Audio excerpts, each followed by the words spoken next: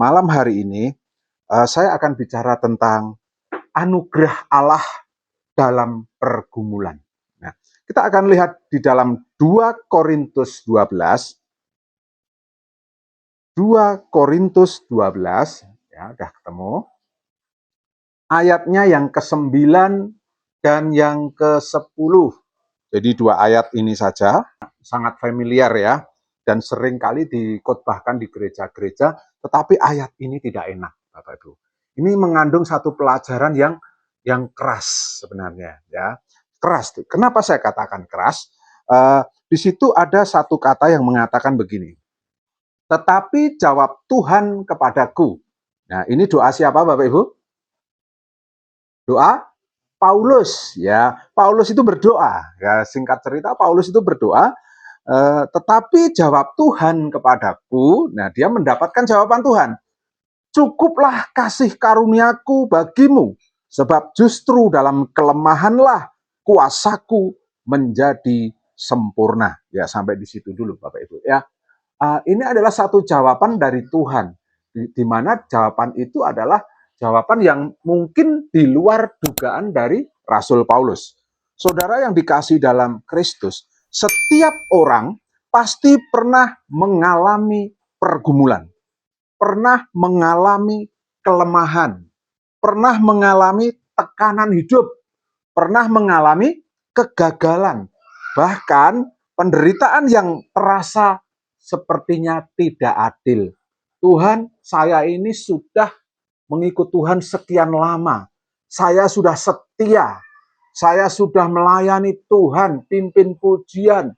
Saya sudah melayani Tuhan, berdoa. Saya sudah ini dan itu. Sepertinya tidak ada yang salah, Bapak Ibu Saudara dikasih Tuhan. Tetapi mengapa Tuhan Engkau izinkan kegagalan dalam hidupku? Mengapa Tuhan aku kok terus-menerus hidup dalam pergumulan? Mengapa Tuhan tekanan hidupku kok begitu berat terus-menerus? Sepertinya aku sudah tidak sanggup. Nah, tapi pernahkah Bapak Ibu berdoa sama Tuhan? Tuhan, lepaskan aku dari semuanya ini. Pergumulanku itu kalau bisa ya cepat-cepat dijawab Tuhan. Kalau bisa Tuhan angkat penderitaanku, angkat penyakitku, angkat apa? Kelemahanku, angkat ekonomiku yang begitu rapuh. Itu doa-doa kita, Bapak Ibu. Tapi kadangkala, ya Bapak Ibu Saudara dikasih Tuhan, jawaban Tuhan itu di luar dugaan. Setiap Bapak Ibu kekurangan misalkan, contoh ya, doanya apa? Supaya diberi kelimpahan. Supaya diberi jalan keluar atas masalahku. Nah, bahkan saya tuh berdoa seperti itu. Sama dengan Bapak Ibu. Saya yakin Bapak Ibu sama. Doanya sama ya. Kalau kekurangan mintanya kelimpahan. Kalau sakit mintanya cepat sembuh. Ya. Kalau dalam masalah cepat menemukan solusi. Nah, saya sering berdoa seperti itu. Dan berdoa seperti itu tidak salah. Memang Bapak Ibu harus doa. Ya. Karena tanpa doa, Bapak Ibu juga tidak akan mendapatkan apa-apa. Bapak Ibu boleh berdoa hal-hal seperti itu. Ya. Memohon kelimpahan boleh, memohon kesehatan boleh, silahkan. Memang Tuhan berjanji ingin memberikan semuanya itu. Akan tetapi Bapak Ibu, ada kalanya Tuhan itu membiarkan situasi tetap seperti itu. Bapak Ibu boleh perhatikan ayat 9 tadi ada kata begini. Cukuplah kasih karuniaku bagimu. Nah, kita minta apa sama Tuhan? Ya, banyak permintaan kita sama Tuhan. Tapi bagaimana kalau Tuhan bilang, cukup. Kamu sudah cukup saya pelihara. Kira-kira perasaan Bapak Ibu gimana? Kecewa enggak sama Tuhan? Sakit. Kadang-kadang kecewa. Tuhan, aku mau njaluk kaya ngene iki kok rambut kei. Seperti apa? Ketika anak saya minta es krim. Ya, tak kasih es krim, seneng. Ya minta lagi. Kasih lagi. Minta lagi. Kasih lagi. Sampai saya bilang, cukup. Es krimnya cukup.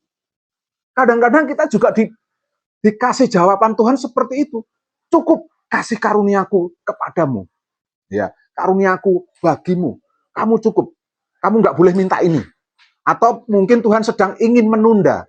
Saya banyak sekali menunda keinginan anak saya. Ya, jadi Ica itu kalau minta, hari ini minta terus. Kalau dikuasai minta terus, Bapak Ibu ya. Akhirnya saya cukup besok lagi. Ya, dia mau nggak mau, dia harus nurut, Bapak Ibu. Nah, Tuhan kadang-kadang juga memperlakukan kita seperti itu, kurang lebihnya sama. Mungkin kita punya kebutuhan khusus, kebutuhan ini itu ya. Kita sepertinya ngoyak-oyak Tuhan, cepet Tuhan, ini bahaya ini randang jawab doaku. Tapi Tuhan bilang, cukup kasih karuniaku bagimu. Nah, apa yang terjadi ketika Tuhan mengatakan cukup kasih karuniaku bagimu? Nah, ternyata begini Bapak Ibu. Sejarah dari ayat ini sebenarnya begini. Paulus itu memiliki duri dalam daging. Ada satu penafsiran, duri dalam daging itu adalah penyakit kronis. Penyakit yang menaun dan tidak pernah sembuh. Dan Paulus itu sudah berdoa 3 kali agar Tuhan mengambil duri itu, mengambil penyakit itu. Tetapi Bapak Ibu, sebaliknya Tuhan malah memberikan kata-kata yang cukup. Artinya permintaan Paulus diizinkan enggak? Tuhan tetap mengizinkan Paulus sakit. Tuhan tetap mengizinkan Paulus mengalami duri dalam daging. Ini maksud Tuhan apa sih Tuhan? Kenapa Tuhan sekejam itu? Toh Paulus sih sudah bertobat. Toh Paulus adalah rasul yang sangat luar biasa. Tetapi minta duri dalam daging dicabut aja dia tidak dikasih Bapak Ibu. Kadang-kadang hidup kita itu seperti itu Bapak Ibu yang dikasih Tuhan. Kita sudah berjuang untuk pelayanan Tuhan. Kita sudah memberikan waktu kita yang terbaik. Kita sudah meninggalkan hidup lama kita. Tapi ada permohonan yang sampai saat ini mungkin belum dijawab Tuhan. Ada Bapak Ibu permohonan yang belum dijawab Tuhan? Ya pasti ada ya. Saya banyak permohonan. Tapi yang belum dijawab juga banyak sebenarnya. Tetapi Bapak Ibu, malam hari ini kita akan belajar sikapnya Paulus bagaimana. Yang perlu kita ketahui dari jawaban ini adalah begini. Sebenarnya anugerah Tuhan itu lebih dari cukup daripada solusi instan. Ya. Seringkali kalau kita minta sesuatu sama Tuhan, kita kepengen cepat-cepat dijawab. Itu instan. Tetapi Tuhan itu tahu jauh ke depan. Tuhan itu tahu setahun ke depan. Tuhan itu tahu besok apa. 1 detik ke depan, Tuhan itu tahu. Tapi kita tidak pernah tahu ke depan akan terjadi apa. Makanya Tuhan tidak akan pernah memberi solusi yang instan. Setiap Tuhan memberikan jawaban doa bagi kita, dia akan mengajar kita untuk lebih dekat kepada Tuhan. Jadi Bapak Ibu Saudara dikasih Tuhan, ketika solusi yang dari Tuhan belum diberikan kepada kita, kita harus tetap menganggapnya itu sebagai anugerah. Tunggu. Ya, mungkin Tuhan sedang berkata seperti itu ya, tunggu. Nah, jadi anugerah cukup ini, perasaan cukup ini lebih besar daripada solusi. Coba kalau langsung dikasih hari itu juga, mungkin kita bisa meninggalkan Tuhan. Banyak bapak-bapak itu tidak diberi berkat yang banyak, karena apa? Kalau diberi berkat terlalu banyak, keinginannya juga banyak. Yo neko-neko. Kadang ibu-ibu juga, Bapak Ibu sudah dikasih Tuhan, tidak dikasih kepandaian untuk mencari duit. Ya, istri saya itu enggak pintar cari duit, Bapak Ibu ya. Istri saya itu nek dodolan yo ora payu, Bapak Ibu. Jane gawe apa-apa yo iso, yo enak jane. Tapi nek didol koyoke ora bakat, Bapak Ibu ya. Sehingga kalau disuruh jualan juga susah, Bapak Ibu ya. Tetapi itu yang terbaik bagi dia. Siapa tahu kalau dia sukses, dia malah jadi nggak benar hidupnya. Demikian juga dengan saya. Kalau saya banyak berkat, duitnya ratusan juta, sopo ngerti, neng jobo kecantol, wewe gombel, ya, bojo loro, neko-neko. Nah, ini bahaya. Jadi apa yang terjadi sama saya, ini cukup. Amin, Bapak Ibu. Apa yang terjadi dari Bapak Ibu, inilah cukup. Karena itu yang terbaik dari Bapak Ibu. Kita mungkin bolehlah punya keinginan macam-macam ya, Bapak Ibu. Kita boleh menerima apa adanya, apa yang dari Tuhan. Jadi yang pertama, solusi instan itu tidak berguna bagi kita. Tetapi anugerah rasa cukup itu yang akan membimbing hidup kita, yang akan menguatkan hidup kita. Itu yang pertama. Lalu kita akan lihat bagian yang kedua. Yang kedua adalah yang bisa kita pelajari ini di sini, bahwa kuasa Tuhan dinyatakan dalam kelemahan. Bapak Ibu periksa ayat yang mengatakan begini. Justru dalam kelemahanlah kuasaku menjadi sempurna. Yang pertama Tuhan ngomong apa?